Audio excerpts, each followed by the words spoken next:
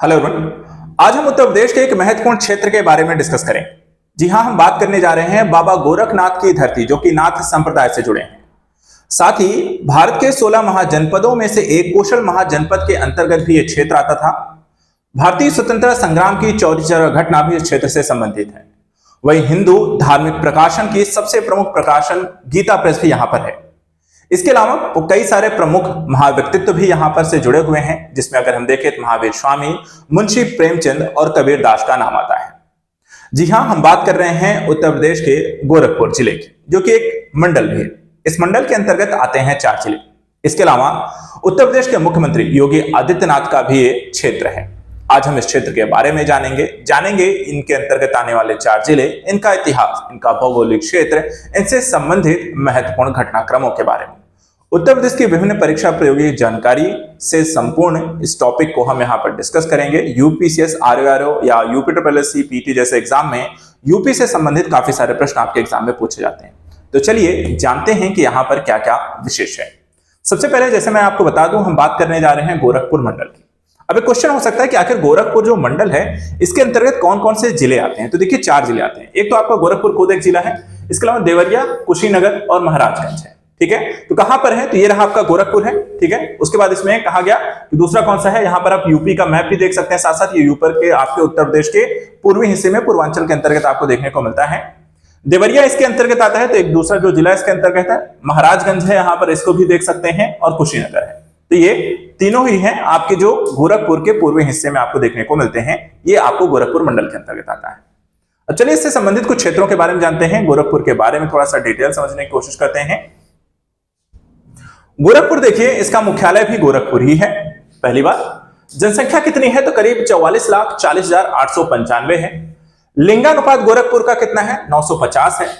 औसत साक्षरता जहां पर 70.8% है, वहीं पुरुषों की 81.80 और महिलाओं की इसमें 59.36% है। एक जिला एक उत्पाद के अंतर्गत गोरखपुर के कौन से उत्पाद फेमस हैं? जिसमें टेराकोटा है और रेडीमेड कपड़े आते हैं। अब चलिए बात करते हैं उत्तर प्रदेश के गोरखपुर जिले के इतिहास के बारे में। तो जिला गोरखपुर का जो नाम प्रसिद्ध हुआ है, ये तपस्वी संत गोरखनाथ से लिया गया है, जो नाथ संप्रदाय के एक प्रमुख गुरु रहे हैं। यह बौद्ध धर्म के संस्थापक महान भगवान बुद्ध का क्षेत्र है, जिन्होंने 600 ईसा पूर्व राप्ती और रोहिणी नदियों के संगम पर अपनी राजसी वेशभूषा को त्याग करके सत्य की खोज में आगे बढ़े थे। इसके साथ 6ठी शताब्दी ईसा पूर्व देखें तो गोरखपुर में 16 महाजनपद में से एक जो कौशल महाजनपद हुआ करता था, उस साम्राज्य का भी यह हिस्सा होता था। अयोध्या, जो कि राजधानी के साथ इस क्षेत्र में शासन करने वाले सबसे बड़े जो ज्ञात राजा इक्ष्वाकु थे, उन्होंने क्षत्रियों और सौर वंश की यहां पर स्थापना भी की थी। इसके साथ जैन धर्म के संस्थापक 24वें जो तीर्थंकर हैं, महावीर स्वामी से भी यह जुड़ा हुआ है। गोरखपुर में फिराक गोरखपुरी की जन्मस्थली है। लेखक मुंशी प्रेमचंद, रहस्यवादी कवि कबीर दास की कर्मस्थली रही है। इसके अलावा गोरखपुर एक चीज के लिए और प्रसिद्ध है, और वो है हिंदू धार्मिक पुस्तकों के विश्व प्रसिद्ध प्रकाशक गीता प्रेस यहीं पर है, जहां पर कई सारे रामायण, आपको गीता का यहां पर आपको देखते हैं तो पुस्तकों का प्रकाशन होता है, प्रेस छपाई होती है, प्रेस है यहां पर। इसके अलावा स्वतंत्रता संग्राम में देखें तो गोरखपुर का अपना एक योगदान रहा है। 4 फरवरी 1922 की एक ऐतिहासिक घटना चौरी चौरा गोरखपुर में ही हुई। भारत के स्वतंत्रता संग्राम के इतिहास में एक सबसे महत्वपूर्ण मोड़ के तौर पर भी इसे देखा जाता है। इस घटना के साथ महात्मा गांधी ने 1920 में शुरू किया गया असहयोग आंदोलन इसके पश्चात ही वापस ले लिया था। एक और महत्वपूर्ण घटना 23 अगस्त 1942 को होती है। डोहरिया यानी कि सैजनवा तहसील में हुई। 1942 के प्रसिद्ध भारत छोड़ो आंदोलन के जवाब में डोहरिया में ब्रिटिश सरकार के खिलाफ अपना विरोध दर्ज कराने के लिए एक बैठक को आयोजित किया जाता है, लेकिन जो ब्रिटिश सरकार होती है जवाब में बिना उकसावे के गोलीबारी कर देते हैं, जिससे 9 लोग मारे जाते हैं, सैकड़ों लोग घायल हो जाते हैं।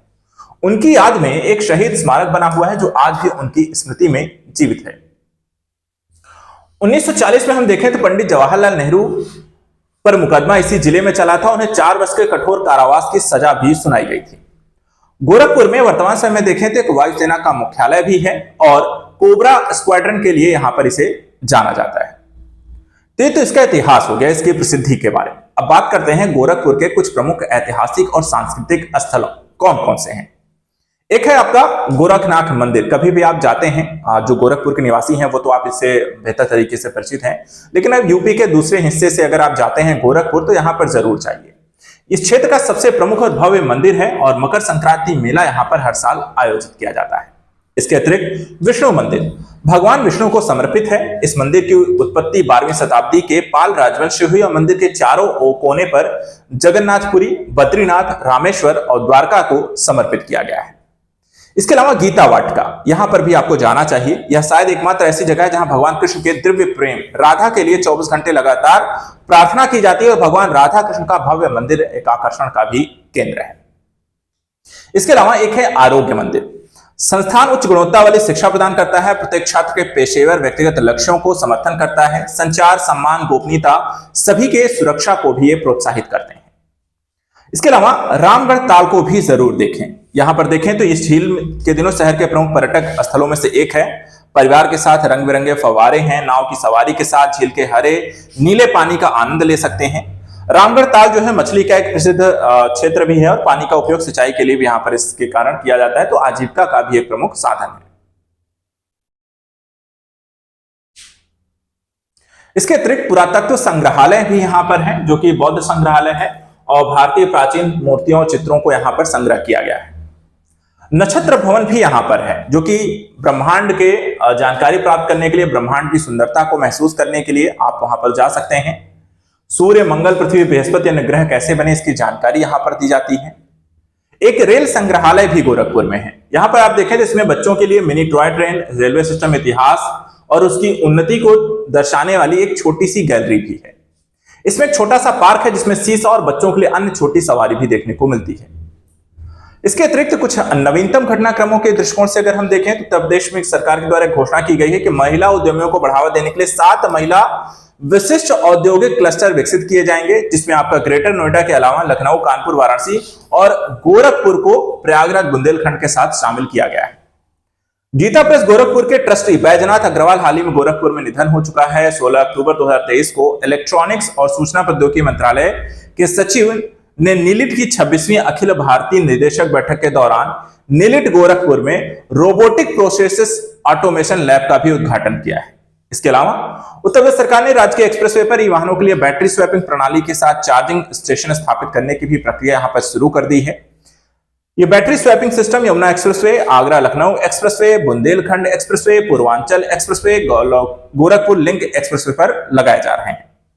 मुख्यमंत्री ने बीआरडी मेडिकल कॉलेज गोरखपुर में विशेष संचारी रोग नियंत्रण अभियान का भी यहां पर शुभारंभ किया है। तो ये तो जानकारी हो गई आपकी गोरखपुर के बारे में। मुख्यमंत्री योगी आदित्यनाथ ने गोरखपुर औद्योगिक विकास प्राधिकरण के सेक्टर 26 में 114 करोड़ के निवेश से 20,067 वर्ग मीटर में व्यापारी डेयरी एवं डेयरी उत्पादन परियोजना का भी उद्घाटन किया है। तो करंट हो गया।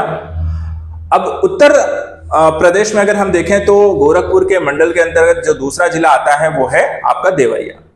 देवरिया देखा जाए तो आपका सबसे उत्तर में क्षेत्र है, जहां से इसके बाद आपका बिहार के साथ इसकी सीमा भी लग जाती है। तो उसके अलावा अगर हम देखें तो एक तरफ यहाँ पर जो इनकी सीमाएं आपको लग रही हैं, बलिया से है, मऊ से है, गोरखपुर से है और कुशीनगर से इसकी सीमाएं आपको लगती हैं। कौन सी 4 जिले हैं तो वो ध्यान रखेगा, ठीक है। तो गोरखपुर, कुशीनगर और उसके बाद फिर आपका यहाँ पर हम देखें तो मऊ है और बलिया, 4 जिले हैं और एक यहाँ पर राज्य है बलिया के साथ इनकी बिहार के साथ इनकी सीमा यहाँ पर साझा होती है। आप देख सकते हैं सबसे आपके पूर्वी क्षेत्र के अंतर्गत आते हैं। देवरिया के बारे में क्या खास है, क्या इनका इतिहास है, क्या इनके संदर्भ में जानकारी है। तो देवरिया का मुख्यालय देवरिया है। करीब 31,946 यहाँ की जनसंख्या है। 1017 लिंगानुपात देखा जाए तो यहाँ एक ऐसा क्षेत्र जहां पर लिंगानुपात आपका ज्यादा है। 1000 पुरुषों पर 1017 यहाँ पर महिलाएं हैं। कुल साक्षरता 71.13 है, पुरुषों की 83.27 है, महिलाओं की 59.38 है और सजावटी उत्पाद इनका एक जिला एक प्रोडक्ट के अंतर्गत आता है। देवरिया उत्तर प्रदेश राज्य का एक शहर है जो बिहार के साथ अपनी पूर्वी सीमा को साझा करता है। देवरिया नाम की जो उत्पत्ति हुई है वो उत्तर में कुरना नदी के किनारे शिव मंदिर में अवशेष टूटे हुए थे उनसे हुई है। यह जिला कोशल राज्य का हिस्सा हुआ करता था और उत्तर में हिमालय से घिरा हुआ प्राचीन आर्य संस्कृति का भी एक प्रमुख केंद्र था। गांधी जी ने 1920 में देवरिया और पडरौना में सामूहिक सभाओं को संबोधित किया था।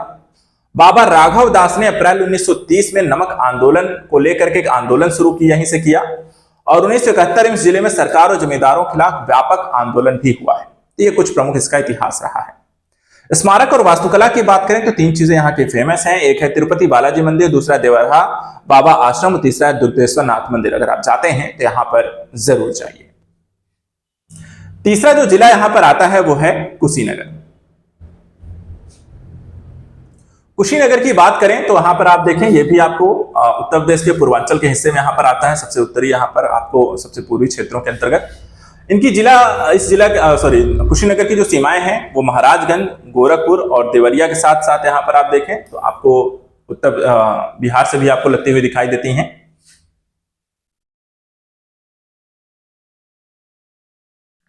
कुशीनगर के बारे में क्या खास है? सबसे पहले इसका जो मुख्यालय है वो कुशीनगर नहीं है बल्कि पडरौना है। 35,64,544 यहाँ की जनसंख्या है। 961 यहाँ पे देखें तो लिंगानुपात है। कुल यहाँ पे जो औसत साक्षरता है 65.25, पुरुषों की 73.3 और महिलाओं की 62.27 है। केले के रेशे के उत्पाद और केले के उत्पाद यहाँ के प्रमुख एक जिला के उत्पाद के अंतर्गत शामिल किए गए हैं। इतिहास के बारे में देखें तो कुशीनगर में महापरिनिर्वाण जो है गौतम बुद्ध को जो प्राप्त हुआ वो यहीं पे हुआ था। तो ये इसको लेकर के आपको लगातार एग्जाम में क्वेश्चन पूछा जाता है, इसको ध्यान रखना है। वर्तमान कुशीनगर की पहचान कुशावती यानी कि बुद्ध पूर्व काल में और कुशीनारा बुद्धोत्तर काल में की जाती रही है। अलग अलग कुशीनगर को कुशावती और कुशीनारा भी कहा जाता है। कुशीनारा मल्लों की राजधानी थी। 6ठी शताब्दी ईसा पूर्व 16 महाजनपदों में से जो कि एक था मल्ल प्रदेश। और उत्तर प्रदेश यहां पर देखा जाए तो सरकार इन दो बौद्ध तीर्थ स्थलों को जोड़ने के लिए कुशीनगर सारनाथ बुद्ध एक्सप्रेसवे लेकर आई है और एक्सप्रेसवे लगभग 200 किलोमीटर यहां पे लंबा है। कुशीनगर में अंतर्राष्ट्रीय हवाई अड्डा भी बनाया गया है जो कि एक अंतर्राष्ट्रीय हवाई अड्डा है और अभी तक केवल घरेलू उड़ानें और भारत के उत्तर प्रदेश के कुशीनगर को यह सेवा प्रदान करता रहा है। महापरिनिर्वाण स्थल, कुशीनगर संग्रहालय, रामाभार स्तूप, सूर्य मंदिर, भारत जापान श्रीलंका मंदिर, माथा कुंवर तीर्थ स्थल यहाँ के कुछ महत्वपूर्ण स्थान हैं जहां पर आप पर्यटन और सांस्कृतिक धरोहर के दृष्टिकोण से इन्हें जरूर देख सकते हैं। चौथा और अंतिम यहां पर देखा जाए तो जिला जो आता है गोरखपुर मंडल के अंतर्गत वो है महाराजगंज। महाराजगंज भी आप देखें तो यहां पर आपको नेपाल के साइड आपको एक क्षेत्र में देखने को मिलता है। इनकी सीमा जो है नेपाल से भी लग रही है, थोड़ा बहुत यहाँ पर बिहार से लग रही है, कुशीनगर से लग रही है, गोरखपुर से है और सिद्धार्थनगर से के साथ ये सीमा आपको साझा करते हुए दिखाई देते हैं। थोड़ी जानकारी भी देखते हैं। सबसे पहले महाराजगंज का जो मुख्यालय है वो महाराजगंज ही है। 26,84,703 यहाँ पर हम देखें तो जनसंख्या है। 943 जो है यहाँ पे लिंगानुपात है। कुल जो है 62.76% यहाँ की जनसंख्या है। पुरुष को देखें तो 75.85%, महिलाओं के 48.92%। ओडीओपी की बात करें तो फर्नीचर यहाँ का ओडीओपी है यानी वन डिस्ट्रिक्ट वन प्रोडक्ट है। महाराजगंज के बारे में क्या खास है तो सबसे पहले अगर हम देखें जिला महाराजगंज 2 अक्टूबर 1989 में अस्तित्व में आता है। यह जिला भारत नेपाल सीमा पर स्थित है। उसकी सीमाएं उत्तर नेपाल स्टेट, दक्षिण में गोरखपुर, पूर्व में पडरौना जिला और पश्चिम में सिद्धार्थनगर और संत कबीर नगर से मिला हुआ है। ऐतिहासिक और सांस्कृतिक स्थलों की बात करें तो यहाँ पर देवी मंदिर लेहड़ा, कटहरा शिवलिंग, बानर सियागढ़, इतिहिया का शिव मंदिर, महसिया का विष्णु मंदिर यहाँ पर फेमस है। इसके अलावा सुहागी वन्यजीव अभ्यारण्य है जो कि 428.2 वर्ग किलोमीटर में फैला हुआ है। गंडक नदी के पश्चिमी तट पर नेपाल की सीमा पर यह स्थित है। इसके अलावा सुहागी बरवा उत्तर प्रदेश के बाघों के आवासों के लिए प्रसिद्ध है। हस्तशिल्प की बात करें तो महाराजगंज जिले में हस्तकला के लिए एक काष्ठ कला उद्योग, काष्ठ फर्नीचर फल फूल रहा है। जिले का अधिकांश भाग इस क्षेत्र के कारण विकास की एक प्रबल संभावनाएं लिए हुए हैं। मिट्टी के प्रकार की बात करें तो यहां पर जलोढ़ मिट्टी और भात मिट्टी पाई जाती है। कहां? महाराजगंज जिले में। कौन सी फसल यहां पे प्रमुख रूप से उगाई जाती है तो धान, गेहूं और मसूर यहां की 3 प्रमुख फसलें हैं। करंट के दृष्टिकोण से हम देखें तो 3 बातों का ध्यान रखना है। पहला, कैबिनेट ने जिले में जनजातीय संग्रहालय की मंजूरी दी है। तो ये क्वेश्चन हो सकता है उत्तर प्रदेश का जनजातीय संग्रहालय कहां बनेगा तो महाराजगंज में। इस संग्रहालय में जनजातियों से जुड़ी जानकारियों, चित्रों और फिल्मों के माध्यम से दिखाया जाएगा। साथ ही डिजिटल थिएटर और प्रदर्शनी हॉल भी इसमें आपको बनाए जाएंगे। तो आज के सत्र में हमने यहाँ पर गोरखपुर मंडल और उससे जुड़े यहाँ पर जिलों के इतिहास, संस्कृति और स्थल करंट न्यूज से संदर्भित टॉपिक्स को देखा है। ऐसे ही लगातार हम यूपी के अलग अलग मंडलों और जिलों के बारे में जानकारी लेकर आते रहेंगे। आप सभी हमारे साथ लगातार जुड़े रहें, चैनल को सब्सक्राइब करके रखें और लगातार ऐसी महत्वपूर्ण जानकारी जो कि परीक्षा के लिए जरूरी है उसको यहाँ पर हासिल करें। Thank you so much and good luck.